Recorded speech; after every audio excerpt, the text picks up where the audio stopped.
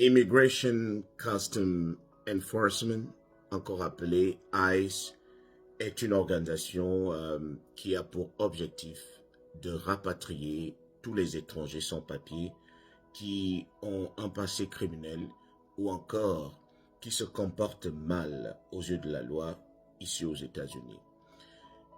Ces étrangers qui ont commis des délits par rapport si ce sont des viols, si ce sont des braquages et autres, cette organisation a pour objectif de retirer toutes ces personnes des États-Unis et de les rapatrier chez elles.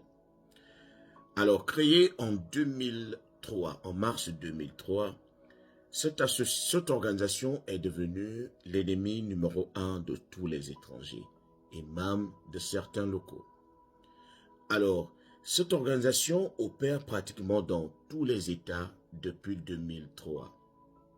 Mais il y a certains États ou encore certaines villes appelées des villes sanctuaires, c'est-à-dire des villes où cette organisation ne travaille pas en collaboration avec les autorités policières de cette ville-là. On va prendre l'exemple de New York, qui est une ville, de New York City, qui est une ville sanctuaire. Alors, c'est quoi une ville sanctuaire? Une ville sanctuaire, c'est une ville qui arrive à recevoir, à accueillir tous les indésirables, tous les indésirés qui sont ailleurs. Vous êtes indésirable, la ville arrive à vous accueillir. Et les indésirables ici sont ceux-là que tout le monde ne veut pas recevoir, mais que la ville accueille, que la ville héberge et que la ville nourrit. Ça a toujours été le cas. New York a toujours accueilli les étrangers sans papier à bras ouverts. Mais maintenant, les choses commencent à changer. Celui qui est à la tête de cette ville, New York City, c'est un maire. Et ce maire a toujours été du côté des étrangers sans papier. Mais le langage commence à changer par rapport aux récents incidents qui se sont produits et que vous connaissez. Évidemment, depuis jeudi dernier, le maire a demandé à ce que la ville qui a toujours été comme étant la ville sanctuaire commence à s'ouvrir, commence à appliquer certaines rigueurs. C'est-à-dire, on ne va pas enlever l'appellation ville sanctuaire, mais on va commencer à amender, à apporter des changements. C'est-à-dire, cette ville n'était pas en contact direct avec le ICE. Le ICE qui est une organisation qui rapatrie tous les étrangers qui se comportent mal. Donc, il arrivait que certains étrangers se comportent mal dans la ville. Mais comme les autorités ne travaillaient pas en collaboration avec ICE, c'est-à-dire on ne pouvait pas appeler ICE pour dire on a un quelconque élément ici. C'est la deuxième fois qu'il fait face à la justice. Il se comporte tellement mal, on veut que vous le rapatriez. C'est une chose que d'autres villes arrivent à faire, mais ce n'était pas trop le cas dans New York ou encore en Californie. Mais maintenant, les choses commencent à changer. Le maire a demandé à ce que le ICE, qui est une organisation qui rapatrie tous les étrangers qui se comportent mal, travaille en étroite collaboration avec les autorités de ce pays.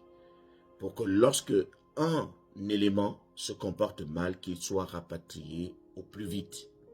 Parce que selon lui, New York n'a pas besoin de subir cela. New York ne peut pas vous accueillir et vous subir. New York ne peut pas perdre de l'argent et ne pas être en sécurité. Donc, cela revient à ce qu'on disait la dernière fois. Lorsque vous connaissez votre situation ici, la toute première règle, la toute première chose, c'est de ne jamais s'exposer au contrôle de police. Ne jamais jamais vous mêler des bagarres. Ne jamais vous mettre dans des situations où la police va forcément intervenir. Ne jamais vous mettre dans des embrouilles, dans des deals bizarres qui vont attirer l'œil des autorités. Vous connaissez votre situation. Vous ne pouvez pas venir en même temps vous demandez de l'aide et vous faites du mal à celui que vous demandez de l'aide.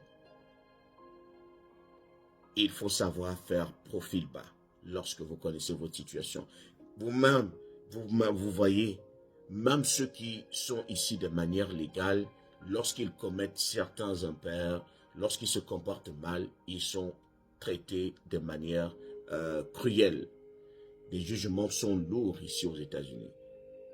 Vous attaquez un enfant, vous violez quelqu'un, cela va vous coûter cher. Donc, vous connaissez déjà votre situation, vous savez ce que vous avez à faire. Les choses ne sont plus comme avant. Les choses ne se passent plus comme avant. Et vous êtes conscient que la période également est sensible. Tous ceux qui avaient l'habitude de protéger les étrangers sont exposés à une pression énorme.